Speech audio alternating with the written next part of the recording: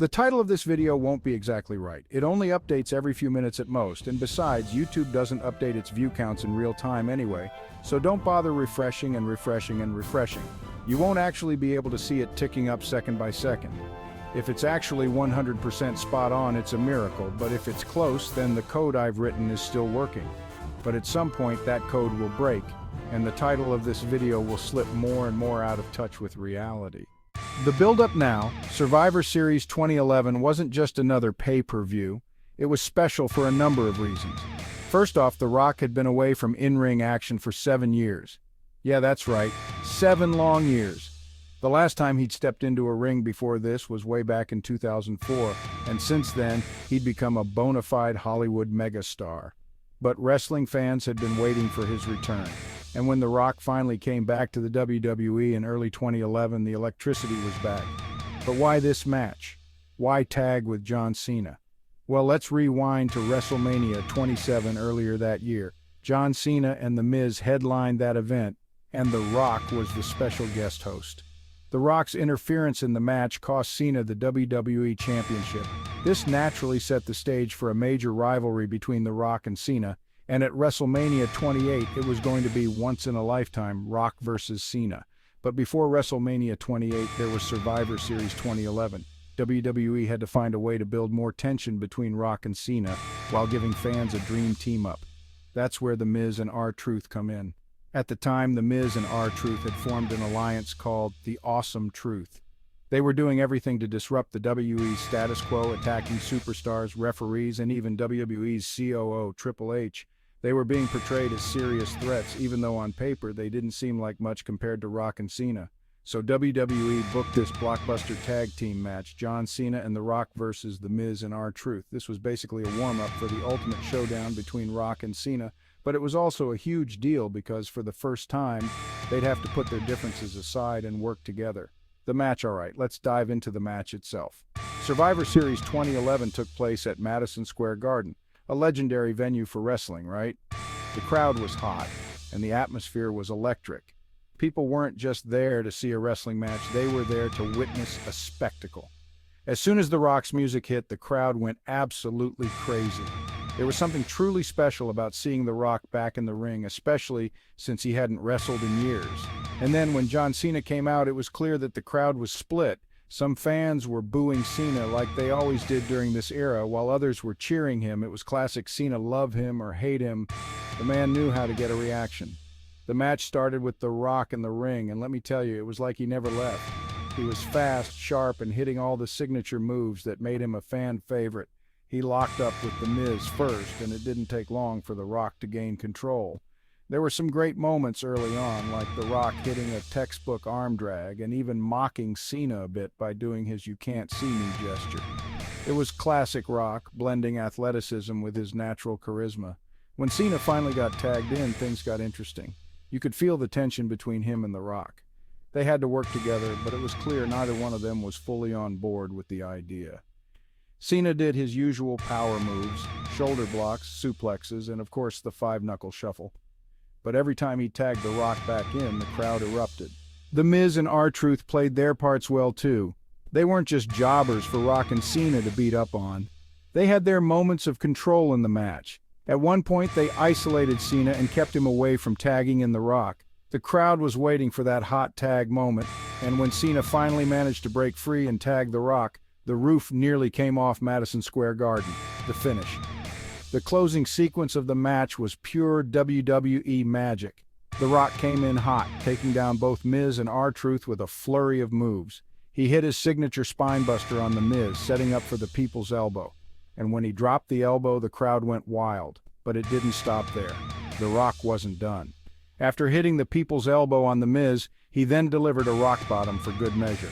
1, 2, 3, The Rock pinned The Miz, and the match was over. The crowd erupted as The Rock and Cena stood victorious in the middle of the ring. Post-match tension. But here's where things get even more interesting. After the match, The Rock celebrated alone in the ring, soaking in the adoration of the crowd. Cena, on the other hand, was watching from the sidelines, and that's when The Rock called Cena back into the ring. What happened next?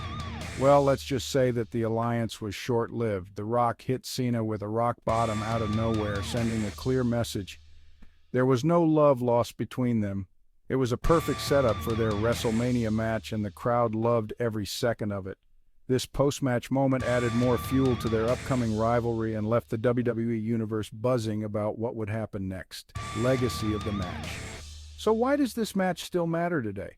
Well, it wasn't just about the match itself. It was about the story being told. You had two of WWE's biggest icons teaming up for the first and only time. But you also had the tension of their future WrestleMania match hanging over the entire night. This match also showed that even though The Miz and R-Truth were positioned as mid-card heels, they could still hang with the best of them in the main event. They played their roles perfectly, making Rock and Cena look like the megastars they are while still getting in some offense of their own. For The Rock, this match was a triumphant return to the ring. He showed that even after years away from wrestling, he hadn't missed a beat. For Cena, it was another chapter in his legendary career. And for the WWE Universe, it was a night to remember. A night where past and present collided, and the groundwork for one of the biggest WrestleMania matches ever was laid. Conclusion. So, that's the story of John Cena and The Rock versus The Miz and R-Truth at Survivor Series 2011. This match wasn't just about four guys fighting in the ring. It was about history, legacy, and the build-up to something much bigger. It's a match that still gets talked about today because of the iconic moment it represents. The night The Rock and John Cena teamed up, and the night their rivalry was taken to the next level. If you like this recap, don't forget to hit that like button, subscribe for more wrestling content, and let me know in the comments what was your favorite part of Survivor Series 2011. Thanks for watching, and I'll see you next time. The Rock's first wrestling paycheck. Before he became The Rock, Dwayne Johnson was paid just $40 for his first wrestling match. Talk about humble beginnings. Cena's rap album. John Cena actually released a rap album called You Can't See Me in 2005. It even went platinum. The album features his entrance theme, The Time Is Now. The Rock's college days. The Rock played college football at the University of Miami and was part of the 1991 National Championship team. He was a defensive lineman and wore the number 94. Cena's dream job. Before wrestling, John Cena wanted to be a bodybuilder. He even has a degree in exercise physiology and worked as a limousine driver to make ends meet. The Rock's movie debut, The Rock's first film role, was in The Mummy Returns 2001 as the Scorpion King. His performance was so popular that it led to his own spin-off movie. Cena's first WWE tryout. John Cena's first WWE tryout was a disaster. He was told to get a new pair of boots and work on his in-ring skills, but he didn't give up and kept pushing. The Rock's tattoos. The Rock's iconic tattoos are deeply personal. His famous shoulder and chest tattoo is a traditional Samoan tribal design representing his heritage and family history. Cena's WWE debut. John Cena made his WWE debut on June 27, 2002 against Kurt Angle. He answered Angle's open challenge with the phrase, "ruthless aggression," and the rest is history. The Rock's nicknames. Before settling on The Rock, Dwayne Johnson was initially known as Rocky Maivia, a tribute to his father and grandfather who were both wrestlers. Cena's early gimmick. John Cena's original WWE persona was the Prototype, a robotic, futuristic character. It was a far cry from the Cena we know today. The Rock's family legacy. The Rock comes from a legendary wrestling family, the Anoa'i family. This lineage includes stars like Roman Reigns, Yokozuna, and Rikishi. Cena's charity work. John Cena holds the record for the most Make-A-Wish Foundation grants, fulfilling over 650 wishes for children with life-threatening illnesses. The Rock's historic title win.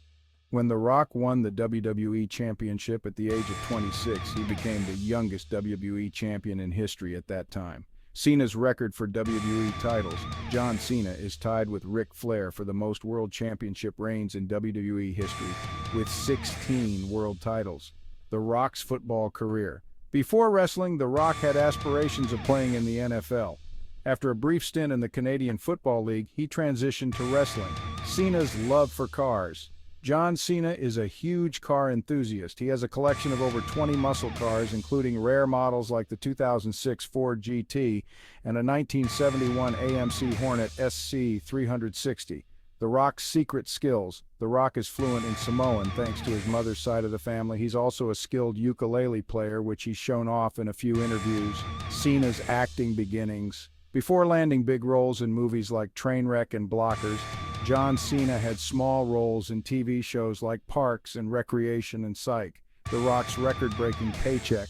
The Rock was the highest-paid actor in the world in 2016, making a whopping $64.5 million that year. Cena's mantra. John Cena lives by the mantra "never give up," which he credits for helping him through tough times in both his personal life and career.